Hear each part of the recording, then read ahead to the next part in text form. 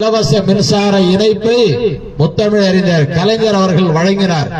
ஒரு 10 ஆண்டு காலம் அது நிலுவையில் கடந்தது.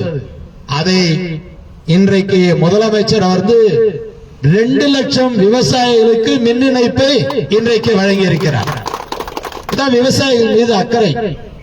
அது மட்டுமல்ல, ஒரு காலத்துல இந்த மண்வெட்டி தார்பா எங்க 2 பேருக்கு கண்ணுல காட்டுவாங்க, அதுக்கு ஒருபாடு எங்க போறதுன்னு தெரியாது. ஆனா இப்ப அப்படி கிடையாது.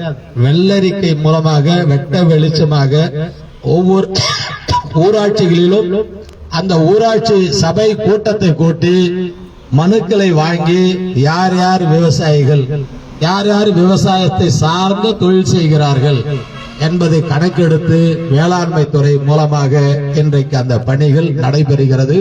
நாளை இதே நேரத்தில் நூற்றுக்கணக்கான விவசாயிகளுக்கு அந்த பொருள் வழங்குகிற நிகழ்ச்சியும் இங்கே நடைபெற உள்ளது.